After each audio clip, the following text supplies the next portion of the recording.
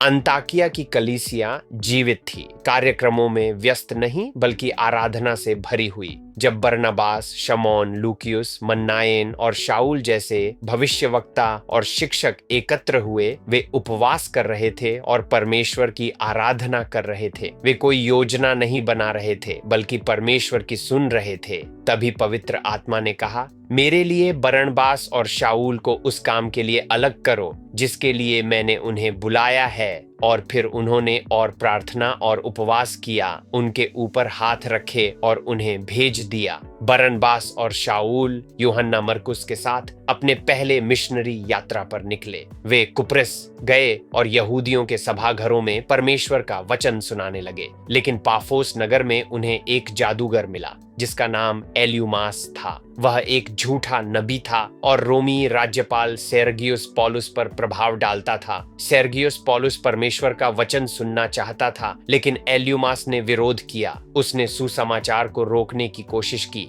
तब शाऊल, जिसे अब पहली बार पौलुस कहा गया, ने उसकी आंखों में आंखें डालकर पवित्र आत्मा से भरकर कहा, तू शैतान का पुत्र है, हर धार्मिकता का विरोधी। क्या तू प्रभु के सीधे मार्गों को टेढ़ा करना कभी बंद नहीं करेगा? पौलुस ने कहा कि एल्यूमास कुछ समय के लिए अंधा हो जाएगा, और तुरंत ही अंधकार उस पर छा गया। वह किसी को ढूंढने लगा जो उसे हाथ पकड़कर ले चले। लेकिन यहाँ मुख्य बात यह है, सेर्गियुस पौलुस ने चमत्कार देखकर विश्वास नहीं किया। प्रेरितों 13:12 में लिखा है, वह प्रभु की शिक्षा से चकित होकर विश्वास करने लगा। चमत्कार ने उसका ध्यान खींचा, पर उसका हृदय वचन ने बदला। अब हम इससे क्या सीखते हैं? पहली बात, परमेश्वर आज भी बुलाता है और भेजता है। यदि आप चाहते हैं कि आपका जीवन परमेश्वर के उद्देश्य के लिए उपयोग हो, तो पहले उसकी उपस्थिति में ठहरिए। दूसरी बात, विरोध अवश्य होगा, लेकिन हर महान बुलाहट के साथ महान विरोध आता है और परमेश्वर उससे भी बड़ी सामर्थ देता है। तीसरी बात, सामर्थ टकराव करती है लेकिन सच्चाई रूपांतरित करती है। चमत्कार कान खोल सकते हैं, पर केवल वचन ही हृदय खोलता है।